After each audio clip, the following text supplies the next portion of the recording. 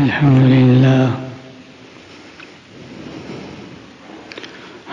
لله نحمده ونستعينه ونؤمن به ونتوكل عليه ونعوذ بالله من شرور أنفسنا ومن سيئات أعمالنا من يهده الله فلا مضل له ومن يضلله فلا هادي له وأشهد أن لا إله إلا الله وحده لا شريك له وأشهد أن سيدنا ومولانا محمدا عبده ورسوله أما بعد فأعوذ بالله من الشيطان الرجيم بسم الله الرحمن الرحيم وإذ ابتلى إبراهيم ربه بكلمات فأتمهن وقال الله تعالى سنة الله في الذين خلوا من قبل وكان أمر الله قدرا مقدورا وقال الله تعالى إنا كل شيء خلقناه بقدر وقال النبي صلى الله عليه وسلم إذا أحب الله عبدا صب عليه البلاء صبا وسنده ضعيف ولكنه ثابت اللهم صل وسلم على النبي الأمي وعلى آله وأصحابه وبارك وصل وسلم عليه. میرے محترم بھائیوں اور بزرگوں، پیغمبر صلی اللہ علیہ وسلم نے ارشاد فرمایا ہے نحن معاشر الانبیاء اشد بلاء، کہ ہم انبیاء اور پیغمبر جو ہوتے ہیں ان کی آزمائش وہ سب سے زیادہ شدید اور سخت ہوتی ہے.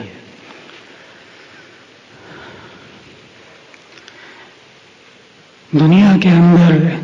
انسان کے اوپر مختلف مراحل گزرتے ہیں زندگی کے، اور دنیا نام ہی ایسے مقام کا ہے کہ جہاں پر نہ ہم وقت خوشی ہوتی ہے، نہ ہم وقت غم ہوتا ہے، نہ ہم وقت صحت ہوتی ہے، نہ ہم وقت بیماری ہوتی ہے، نہ ہم وقت خوشحالی ہوتی ہے، نہ ہی ہم وقت تندرستی ہوتی ہے، بلکہ اللہ تبارک و تعالی کا حکم، اللہ تبارک و تعالی کا قدر جس بندے کے لیے جس طرح سے لکھ دیا گیا ہے، ثابت کر دیا گیا ہے، ان مراحل سے اس کو گزرنا ہی گزرنا ہوتا ہے.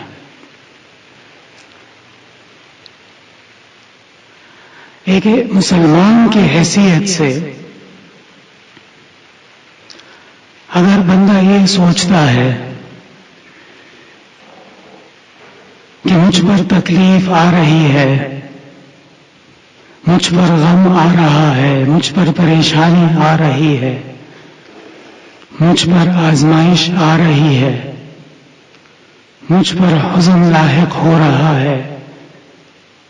میں غم اور غصے یا فکر میں پڑ رہا ہوں، حالانکہ میں اللہ کا بندہ ہوں، مسلمان ہوں، ایمان رکھتا ہوں، پیغمبر صلی اللہ علیہ وسلم کی ہدایات اور ارشادات پر عمل کر رہا ہوں،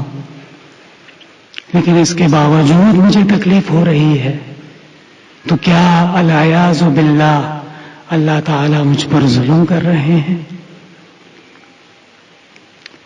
یہ ایک ایسا مسئلہ ہے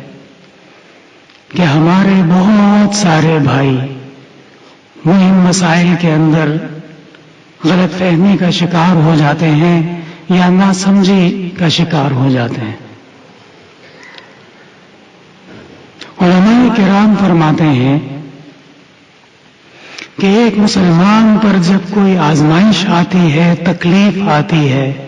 پریشانی آتی ہے، تو یہ تکلیف، آزمائش اور پریشانی اس پر غور اور فکر کرنی پڑے گی، غور اور خوض کرنا پڑے گا کہ اس تکلیف کے آنے کے بعد بندہ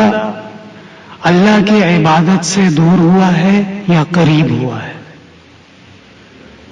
بندہ اللہ کی دعا میں کثرت کر رہا ہے یا قلت کر رہا ہے،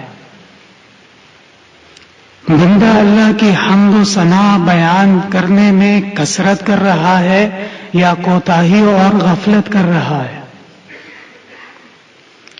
اللہ تبارک و تعالی کی عظمت، کبریائی اور شان بیان کر رہا ہے یا اللہ سے شکایت کر رہا ہے، گلے کر رہا ہے، شکوے کر رہا ہے، آہ و بکا کر رہا ہے۔ اگر اس تکلیف کی وجہ سے ایک مومن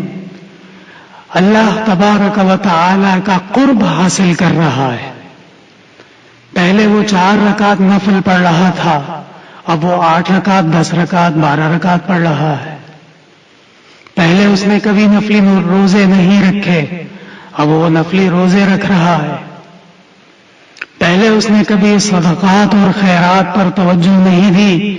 اب حسب توفیق اللہ کے راستے میں خرچ کر رہا ہے،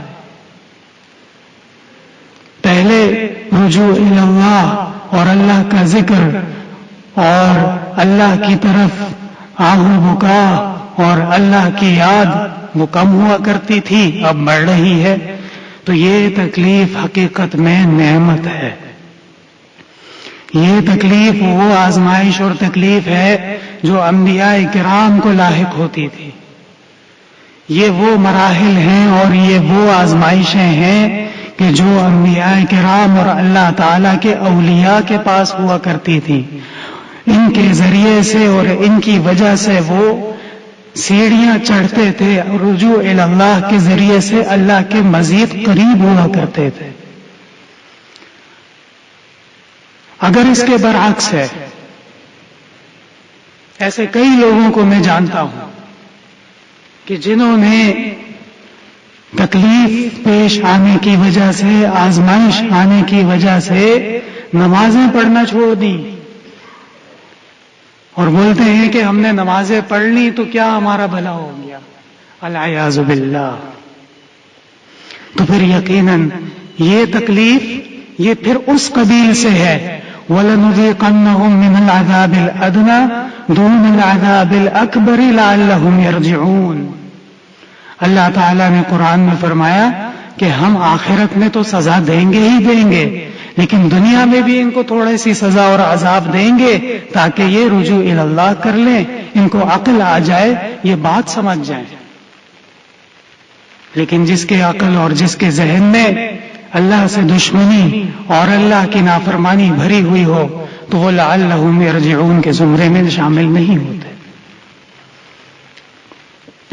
میرے محترم بھائیوں، حضرت والد صاحب کی عمر غالباً 17 یا 18 سال ہوگی۔ اسکول کے اندر آخری درجے میں میٹرک میں تھے اور آخری امتحان میں چند ایام باقی تھے، اور ایسے میں ان دنوں میں حضرت والد صاحب کا دنیا کے اندر سب سے زیادہ جو عشق کی حد تک تعلق تھا وہ اپنی والدہ محترمہ میری دادی مرحومہ سے تھا، اور ان دنوں میں ان کا انتقال ہو گیا۔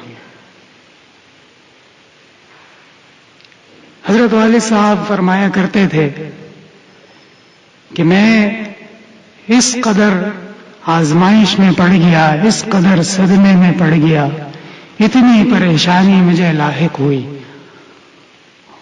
اور حضرت والد صاحب تھے بھی اپنے تمام بھائیوں میں سب سے چھوٹے، سب سے آخری اولاد تھی۔ آخری اولاد کتنی لاڈلی ہوتی ہے یہ آپ بھی جانتے ہیں۔ کئی دن ایسے گزر جاتے تھے، والد صاحب فرماتے تھے کہ مجھے صبح کی چائے نہیں ملتی تھی، پراٹھا تو دور کی بات ہے، چائے نہیں ملتی تھی۔ یہ میں آپ کو بتا رہا ہوں آزمائش، لیکن اس کے باوجود چونکہ ارادہ عزم مصمم تھا، امتحان بر وقت دیا، پورا دیا، اور نتیجہ فرسٹ ڈویژن میں آیا۔ یہ مثال میں آپ حضرات کے سامنے پیش کر رہا ہوں۔ اور والد صاحب فرمایا کرتے تھے کہ کیونکہ والدہ کی تعلیم یہ تھی کہ آزمائشیں آتی ہیں، پریشانیاں آتی ہیں، مختلف احوال انسان پر آتے ہیں، لیکن انسان کو اپنا عزم، اپنا ارادہ، اپنا ایمان اس پر مضبوطی سے کھڑا ہونا ہوتا ہے، تبھی اس کو کامیابی ملتی ہے۔ حضرت والد صاحب کی جو آزمائش اس وقت ہوئی، اور اس کے بعد پھر کراچی کا سفر کیا ایسے عالم میں کہ ماضی قریب میں والدہ کا انتقال ہوا ہو، اور خاندان کی طرف سے بھی کوئی خاص یہ حوصلہ افزائی نہیں کی جا رہی تھی کہ آپ تعلیم اور تعلم کے سلسلے کو جاری رکھیں، بلکہ جیسے ایک عام گاؤں کے گھر میں ہوتا ہے کہ لڑکا جوان ہوتے ہی اسے نوکری کے یا مزدوری وغیرہ کی ترغیب دی جاتی ہے، والد صاحب نے ایک نہ سنی اور اپنی والدہ کی وصیت پر مضبوطی سے عمل پیرا رہے، اور فرمایا کہ مجھے تعلیم اور تعلم کا سلسلہ وہ جاری اور ساری رکھنا ہے۔ پھر جو اس کے بعد مراحل گزرے اور جو آزمائشیں گزری، جو تکالیف گزری، حضرت والد صاحب نے اسی ممبر اور محراب سے وقتاً فوقتاً بیان فرمائی ہیں، اور یہ ممبر اور محراب اور یہ در و دیوار اس کے گواہ ہیں۔ رشک نہ کرنا میری راحتوں پہ آج تم، ایک دور گزار آیا ہوں میں درد و ستم کا۔ یہ شعر حضرت والد صاحب پڑھا کرتے تھے۔ نامی کوئی بغیر مشقت نہیں ہوا، 100 بار جب عقیق کٹا تب نگی ہوا۔ انبیاء کرام، انبیاء کے ورثاء، اولیاء اللہ، ان پر آزمائشیں آتی رہتی ہیں، لیکن جو ہمارا منتہا ہے، جو ہمارا مقصد ہے، جو ہمارا مشن ہے، وہ یقیناً اللہ تبارک و تعالی کی رضا ہے، اللہ تبارک و تعالی کا قرب ہے، اللہ کے دین کو آگے بڑھانا ہے، اللہ کے دین کا اعلاء کلمت اللہ ہے۔ ہم اس کے اوپر قائم اور دائم رہیں گے تو یقیناً اللہ تبارک و تعالی کامیابیوں سے نوازیں گے۔ اس سلسلے میں ایک انتہائی اہم مسئلہ، کیونکہ مجلس ہے، آپ سب حضرات تشریف لائے ہیں، تو یہ مسئلہ بھی سمجھ لیجئے، انشاءاللہ تعالی تمام زندگی اس کی رہنمائی ہوتی رہے گی، کہ لوگ کہتے ہیں کہ جب اللہ تبارک و تعالی نے قضاء اور قدر میں سب کچھ لکھ دیا ہے تو پھر ہمیں عمل کی کیا ضرورت ہے؟ ہم ہاتھ پہ ہاتھ رکھ کر بیٹھ جاتے ہیں، قضاء و قدر تو لکھی جا چکی ہے، فیصلہ ہو چکا ہے کون جنتی ہے اور کون جہنمی ہے۔ جب آپ صلی اللہ علیہ وسلم نے صحابہ کرام رضوان اللہ علیہم اجمعین کے سامنے قضاء و قدر کے حتمی اور یقینی ہونے کا دینی اور شرعی مسئلہ بیان فرمایا، صحابہ کرام نے فوراً سوال کیا جو ایک مسلمان کا سوال ہوتا ہے، ففیم العمل یا رسول اللہ، اے اللہ کے رسول، پھر یہ عمل جو ہم کرتے ہیں اس کی کیا ضرورت ہے، اس کا کیا فائدہ ہے؟ آپ صلی اللہ علیہ وسلم نے فرمایا، اعملوا فکل میسر لما خلق لہ، تم اپنے عمل کو جاری رکھو، اس لیے کہ ہر شخص کے لیے وہ عمل آسان کر دیتا ہے اللہ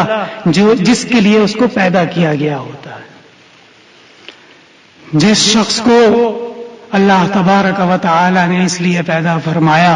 کہ وہ نمازیں پڑھے، وہ روزے رکھے، وہ اللہ کے دین پر عمل پیرا رہے، وہ توحید اور سنت پر قائم اور دائم رہے، تو اس کے لیے لازم ہے کہ وہ ان چیزوں پر عمل کرتا رہے۔ اور الیاذ باللہ کوئی بدبخت ہے اور کوئی اس کے مقدر میں ہی ہدایت نہیں، روشنی نہیں، کامیابی نہیں، تو وہ اپنے گناہوں میں دن بدن اور آگے بڑھتا چلا جاتا ہے۔ ایک دن ڈاکہ ڈالتا ہے، اگلے دن پھر زنا کا سوچتا ہے، زنا کر لیا تو شراب نوشی کا سوچتا ہے، قتل کا سوچتا ہے، اور یہاں تک کہ وہ اندھیروں میں الظلم ظلمات یوم القیامہ کے اندھیروں میں ڈوبتا چلا جاتا ہے۔ میرے محترم بھائیوں، اللہ تبارک و تعالی نے قرآن کریم میں بارہا اعلان فرمایا ہے کہ اس کائنات کے اندر جو کچھ ہے، جو کچھ ہو رہا ہے، جو کچھ ہو چکا ہے اور جو کچھ ہوگا، انا کل شیء خلقناہ بقدر، یہ تمام کا تمام اللہ کی قدر ہے، اللہ کا مقدور ہے، اللہ کی مشیت کے مطابق ہے۔ لیکن یاد رکھیے، اللہ تبارک و تعالی نے ہمارے اور آپ کے اختیار کو، ہمارے اور آپ کی چاہت کو، ہمارے اور آپ کے کرنے والے اعمال کو قدر میں لکھا ہے۔ یعنی ہماری اور آپ کا جو اختیاری اعمال ہیں، ان اعمال کو قدر میں لکھ دیا گیا ہے۔ یہ نہیں لکھا گیا کہ یہ ہاتھ پہ ہاتھ رکھ کر بیٹھا رہے، ساری زندگی ایک سجدہ نہ کرے، لیکن جنت اس کے لیے لکھ دی گئی ہے تو یہ جنت جائے گا، ایسا نہیں ہے۔ بلکہ فَمِنْهُمْ شَقِيٌّ وَسَعِيدٌ، ان میں شقی بھی ہیں، ان میں بدبخت بھی ہیں، ان میں سعید بھی ہیں، ان میں خوشبخت بھی ہیں۔ لہذا بعض لوگ یہ قدر کے مسئلے کو آڑ بنا کر سستی کرتے ہیں، غفلت کرتے ہیں، کاہلی کرتے ہیں، اللہ کی عبادت سے دور بھاگتے ہیں، یہ غلط فہمی کا شکار ہیں، یہ ناسمجھی کا شکار ہیں۔ بلکہ قدر کے اندر ہمیں اپنا زور پورا لگانا ہوگا، اپنی تدبیر مکمل اختیار کرنی ہوگی، پھر اس کے بعد جو ہوگا، جو نتیجہ ہوگا، جو انجام ہوگا، وہ اللہ تبارک و تعالی کی قضاء اور قدر کے مطابق ہوگا۔ حضرت عمر رضی اللہ عنہ دور خلافت میں ریاستی دورہ فرما رہے تھے ملک شام کا۔ راستے میں آپ کو خبر ملی کہ شام کے علاقے میں طاعون کی وبا پھیل گئی ہے، اور اسی دوران، سفر کے دوران، عبد الرحمن بن العوف رضی اللہ عنہ وہ کسی اور علاقے سے تشریف لائے اور حضرت عمر کے ساتھ ہو گئے۔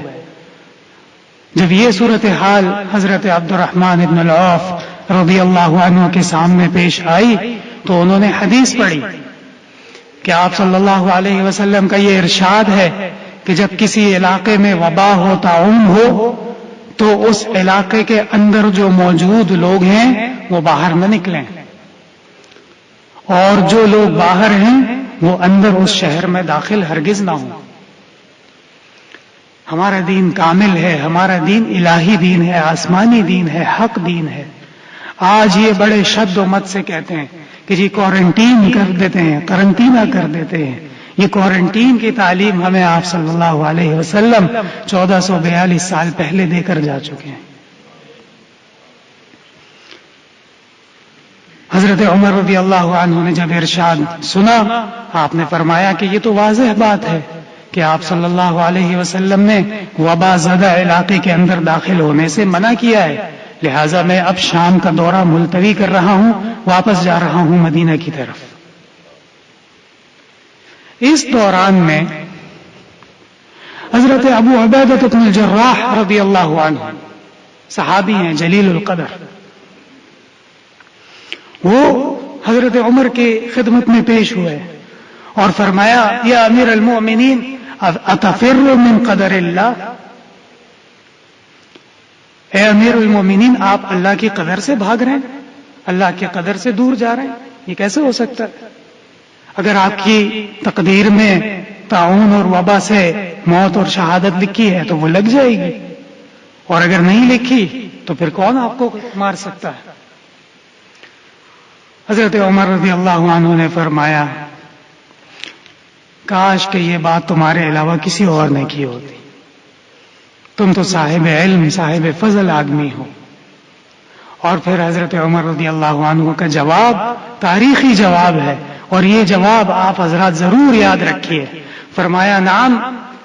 نفر من قدر اللہ الی قدر اللہ، ہاں ہم جا رہے ہیں اللہ کی قدر سے اللہ کی قدر کی طرف۔ یہ جو میں واپسی کر رہا ہوں اور یہ جو میں ارادہ تبدیل کر رہا ہوں اور گورنمنٹ کا اور حکومتی جو دورہ ہے اس کو میں کینسل کر رہا ہوں، کیا یہ اللہ کی مشیت نہیں ہے؟ کیا یہ اللہ کا قدر نہیں ہے؟ صرف وہاں تعاون کے اندر داخل ہونا ہی اللہ کا قدر ہے؟ یہ کیسے ہو سکتا ہے؟ اور پھر حضرت عمر رضی اللہ عنہ نے صحابہ کرام کو یہ تعلیم فرمایا کہ دیکھو، تدبیر کرنا یہ ہمارا کام ہے،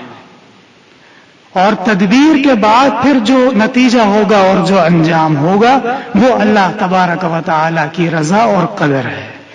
میں بات مختصر کر کے ایک نقطہ بیان کرتا ہوں کہ حقیقت یہ ہے کہ ایک مسلمان کا ایمان اور ایک مسلمان کا یقین رضا اور قدر پر کتنا ہے جب تدبیر کے بعد نتیجہ اس کی پسند کے خلاف آتا ہو۔ ہمارے بھائی، ہمارے رشتہ دار، ہماری اولاد بیمار ہوتی ہے، تکلیفیں پہنچتی ہیں، ہم ان کو اچھے سے اچھے اسپتال لے کر جاتے ہیں، اچھے سے اچھے ڈاکٹر کے سامنے اس کو پیش کرتے ہیں، اعلیٰ سے اعلیٰ دوائی کھلاتے ہیں، لیکن پھر بھی وہ دنیا سے گزر جاتا ہے۔ اب پتہ چلے گا کہ تمہارا قدر پر کتنا یقین ہے۔ دنیا کے اندر پریشانیاں آتی ہیں، آزمائشیں آتی ہیں، لوگ پیسہ جمع کر کے رکھتے ہیں، لوگ انتظامات کر کے رکھتے ہیں، لیکن ما کل ما یتمنی المرء یدرکہ تجری الریاح بما لا تشتہی السفن۔ طلباء سمجھ گئے ہوں گے کہ ہمیشہ کشتی بان کی مرضی کے مطابق ہوا نہیں چلتی۔ پہلے زمانے میں جو کشتیاں چلتی تھیں وہ بادبانی کشتیاں ہوتی تھیں، ہوا سے چلتی تھیں۔ کبھی کبھار جانا ہمیں ادھر ہوتا ہے لیکن ہوا ادھر کی ہوتی ہے تو کشتی ادھر چل پڑتی ہے۔ تب پتہ چلتا ہے کہ جب انسان کی مرضی کے خلاف، انسان کی خواہشات کے خلاف، انسان کی تدبیر کے خلاف اور انسان کی امنگوں کے خلاف کوئی کام ہو رہا ہو، اور اس وقت میں وہ صبر کا دامن ہاتھ سے جانے نہ دے، اس وقت میں وہ اللہ کو ناراض نہ کرے، اس وقت میں وہ اللہ کی عبادت اور اللہ کے قرب کو حاصل کرنے کی کوشش میں لگا رہے، تب پتہ چلتا ہے کہ ہاں یہ مومن قضا اور قدر پر بھرپور ایمان رکھتا ہے۔ لہذا آزمائشیں، پریشانیاں، مشکلات، تنگ دستیاں، بیماریاں یہ آتی ہیں، اور یہ انبیاء کرام پر بھی آئی ہیں، لیکن اللہ تبارک و تعالیٰ کی یہ تعلیم ہے، یہ ہمارے دین کا یہ اصول ہے کہ ہمیں ہم وقت اللہ کو راضی رکھنا ہے اور اللہ تبارک و تعالیٰ کے قریب تر ہونے کی کوشش کرتے رہنا ہے۔ الحمدللہ رب العالمین، لا الہ الا اللہ وحدہ لا شریک لہ، لہ الملک ولہ الحمد وہو علی کل شیء قدیر، لا الہ الا اللہ الحلیم الکریم، سبحان اللہ رب العرش العظیم، والحمد للہ رب العالمین۔ نسألك موجبات رحمتك وعزائم مغفرتك والغنيمة من كل بر والسلامة من كل إثم. اللهم لا تدع لنا ذنبا إلا غفرته ولا هما إلا فرجته ولا حاجة إلا قضيتها يا أرحم الراحمين ويا أكرم الأكرمين. اللهم حلل مشكلاتنا واقض حاجاتنا وادفع عنا بلياتنا واشف مرضانا واسمع دعواتنا إنك سميع الدعاء. اللهم اغفر لوالدي، اللهم اجعل قبره روضة من رياض الجنة. اللهم اغفر له وارحمه، اللهم ارفع درجته في أعلى الليين. اللهم ثقل له في ميزانه واعف عن زلاته وخطيئاته، وارزقه وإيانا شفاعة نبينا محمد صلى الله عليه وسلم يوم القيامة مقبولة ومبرورة. ربنا اغفر لنا ولإخواننا الذين سبقونا بالإيمان ولا تجعل في قلوبنا غلا للذين آمنوا ربنا إنك رؤوف رحيم. ربنا تقبل منا إنك أنت السميع العليم وتب علينا إنك أنت التواب الرحيم. فالله خير حافظا وهو أرحم الراحمين. ما شاء الله لا قوة إلا بالله. سبحان ربك رب العزة عما يصفون وسلام على المرسلين والحمد لله رب العالمين. وصلى الله تعالى على خير خلقه محمد وعلى آله وأصحابه أجمعين برحمتك يا أرحم.